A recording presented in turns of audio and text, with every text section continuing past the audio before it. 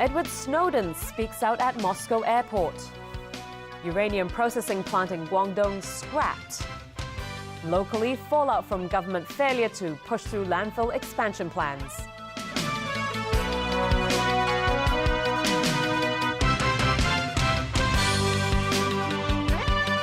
Hello and a very good evening. Former US intelligence contractor Edward Snowden has asked Russia for temporary asylum while he tries to arrange travel to a Latin American country willing to give him political asylum. The request has stirred up a hornet's nest in Washington, which wants him arrested and returned to the US, where he's wanted for espionage for leaking National Security Agency surveillance secrets. Alan Buckner reports.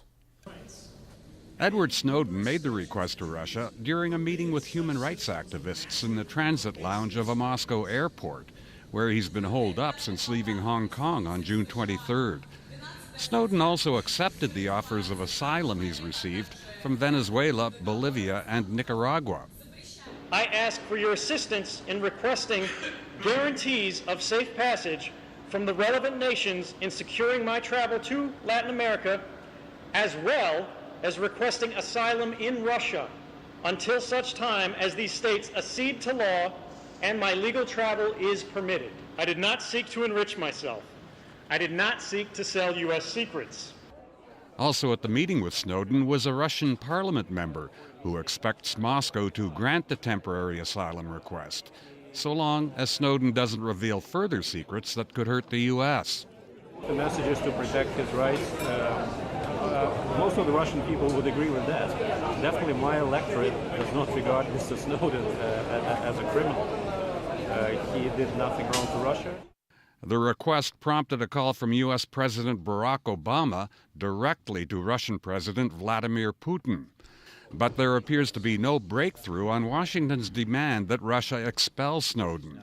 I would simply say that providing a propaganda platform for Mr. Snowden runs counter to the Russian government's previous declarations of Russia's neutrality, and that they have no control over his presence in the airport. Meanwhile, South American leaders meeting in Uruguay condemned the U.S. over the allegations of spying in the region and defended their right to offer Snowden asylum. Alan Buckner, TVB News. Plans to build a uranium processing plant in Jiangmen in Guangdong province have now been scrapped. The decision follows strong opposition from residents there. The 37 billion yuan project by China National Nuclear Corporation triggered a slew of protests. Demonstrators worried about safety risks took to the streets of Heshan and Jiangmen yesterday. Last night, the Heshan city government announced it would extend the 10-day consultation period to 20 days. And this morning, the announcement was out that the plans were dropped, with a statement on the government's website saying it had respected people's wishes. The Jiangmen city mayor made a televised address this afternoon, insisting her government is a responsible one that shares a goal with residents to protect their living environment. Officials refused to answer questions at an earlier press conference and didn't say whether it would find another location for the plant. Local residents showed mixed feelings about the announcement. This woman said it's great news for the future generations to grow up without the plant posing toxic threats. But this woman was suspicious, saying authorities may simply build the facility later. The plant was needed to undertake uranium conversion and enrichment as the country tries to become self-sufficient in the fuel cycle of nuclear power. China is building a dozen nuclear reactors in Guangdong on top of the 5 in operation now, in a bid to cut down on the more polluting coal power. But this has caused much unease in neighboring cities, including Hong Kong. Typhoon Sulik has made landfall on the mainland, slamming into Fujian province this afternoon. Across the strait in Taiwan, people are picking up the pieces after the powerful storm swept across the island last night. At least one person died and more than 20 were injured. Rescue workers in Nantou helped residents evacuate from their flooded homes. The typhoon also caused floods in Taiwan's central cities of Chiayi and Taichung, damaging properties and disrupting traffic. Some local news now. The government plans to resubmit funding applications for the expansion of Hong Kong's 3 landfills to the Legislative Council after the summer break. Chief Secretary for Administration Carrie Lam says the administration will make use of the summer holiday to come up with proposals on how to compensate affected residents. Evelina Leung reports. We will not give up plans to expand the city's 3 landfills. Fighting words from the Chief Secretary for Administration this morning after the Legislative Council delayed discussions on expanding the Two Moon and Ta Kwu Leng sites yesterday. Carrie Lam said the government will resubmit funding applications for the expansion of all 3 landfills, the 3rd one at Tseung Kwan O, after the LegCo summer break. The administration hopes to see the expansion of all 3 landfills happen simultaneously, Lam said. She added officials will make use of the summer holiday to consult affected residents and look into ways to minimize the impact on them. Speaking to TVB News today, Tam Yu-jung of the Democratic Alliance for the Betterment and Progress of Hong Kong supports discussing all 3 proposals together. Tam said his party has not yet reached a consensus on the expansion plans, but he believes society will support them if the government can minimize the impact on residents and offer them compensation.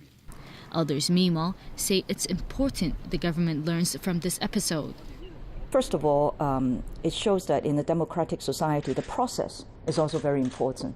It's not just the merits of the case, but the process. In this particular case about the landfill, people in Tuen Mun obviously feel that they have not been respected or consulted. So this is a lesson that the government should take back. Evelina Leung, TVB News. Debate over universal suffrage is heating up after the Alliance for True Democracy unveiled its proposals for the 2017 chief executive election. 2 executive council members waded in today, with one of them warning they may not receive Beijing's approval. Some in the pan-democratic camp are also unhappy, saying the proposals could be fine-tuned. Joao da Silva reports. Within 6 months, that will be the right time for the government to kick off public consultation on political reform, according to Executive Council member Bernard Chan. He says the government should not delay it much longer, as the controversial issue is already generating heated discussions.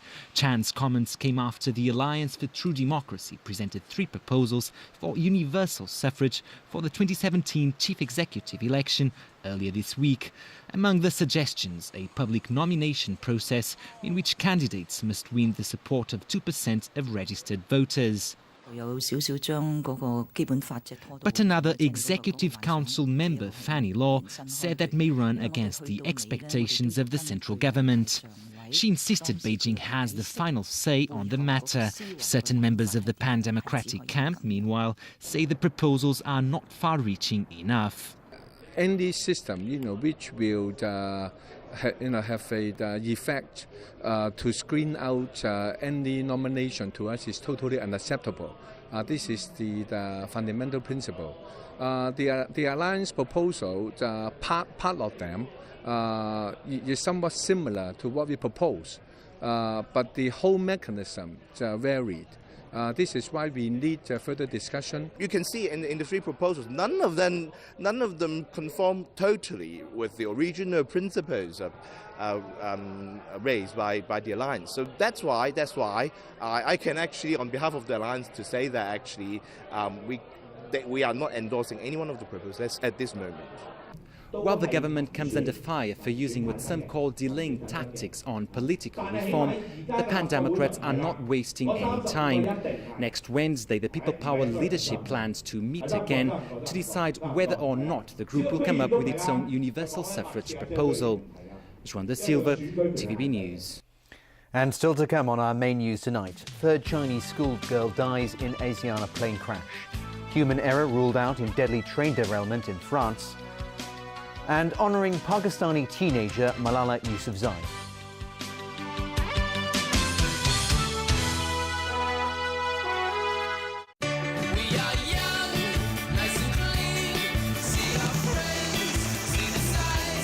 It's amazing summer. It's fantastic. Why this watch? This watch has seen the ancient amaze. bunkers like craters, and a duel as epic as the ages. It's witnessed the birthplace of golf, the elements confound, and age-old records beaten. It doesn't just tell time, it tells history. 除咗電染會傷頭髮，有冇諗過風筒嘅高溫熱力先可能係每日嘅 hair killer， 搞到頭髮乾旱又開叉？點算好呢？試下 Essential Damage Care 蘊含蜂蜜及乳木果嘅角質層修補精華配方，以4倍保護力修補兼有助鎖水，洗髮時唔再打結，髮尾更時刻水亮順滑。每日嘅柔順亮體驗，你都試下 Essential Damage Care。 I'm no ordinary TV. I'll show you why. My home screen. With face recognition, I can display your favorite content instantly. And if you want to search the internet, just talk to me and I'll get it for you.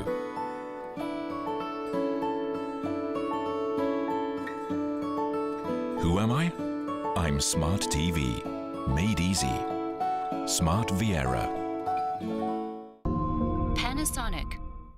Top Rank presents a full night of World Championship Boxing featuring the return of Zhou Shming. Mexico's fearsome Juan Estrada returns to Macau to defend his world title against dangerous Filipino challenger Milan Melindo. Then hard-hitting superstar Evgeny Gradovich of Russia defends his World Championship title against Argentinian star Mauricio Muñez. And China's Zhou Shming continues his quest for a world title, facing Mexico's hard-hitting Jesus Ortega.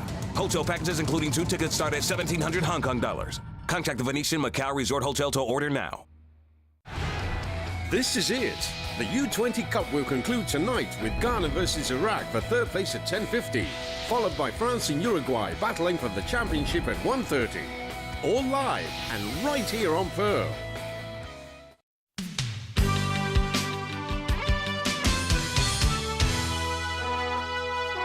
Welcome back. A third Chinese girl has died in the Asiana Airlines jetliner crash in San Francisco last Saturday. It is a pediatric patient who's been in our intensive care unit since the time of her crash. Her family has asked that we don't release any details about her identity, the nature of her injuries, or the treatment that she received. And the San Francisco Police Department confirmed that one of the 2 Chinese teenagers killed on the day of the tragedy was run over by a fire truck rushing to the scene. More than 180 others were injured in the crash. Another nightmare for Boeing's 787 Dreamliner, this time a fire on board one of the jets at London's Heathrow Airport. Firefighters had to spray the Ethiopian Airlines 787 with foam after a small fire was reported at the back of the jet. No word on what caused it. Nobody was injured and there were no passengers on board the plane, which was parked at a remote stand at the time of the blaze. The external scorching from the fire was in a different part of the aircraft from the bays which contained the batteries that were the cause of a lot of the 787's problems earlier this year. Those battery fires forced aviation authorities to ground the Dreamliner for 3 months, while Boeing came up with ways to deal with the problem. Elsewhere in Europe, at least 6 people were killed and dozens more injured after a train derailed at a station just south of Paris. France's transport minister has ruled out human error as a cause, and instead authorities say it was a fault with the tracks. Authorities have also warned that the death toll could rise. Chunks of concrete slabs and twisted bits of metal across the track were a grim reminder of last night's tragedy. The 6 derailed carriages, scattered like matchsticks and smashed against the station platform, showed how serious it was. There were dozens of casualties when a regional service from Paris veered off the track at a station just south of the French capital. Passengers who survived the terrifying ordeal said victims were either crushed, electrocuted or cut by flying glass. Emergency workers rushed the most seriously injured by helicopter to local hospitals.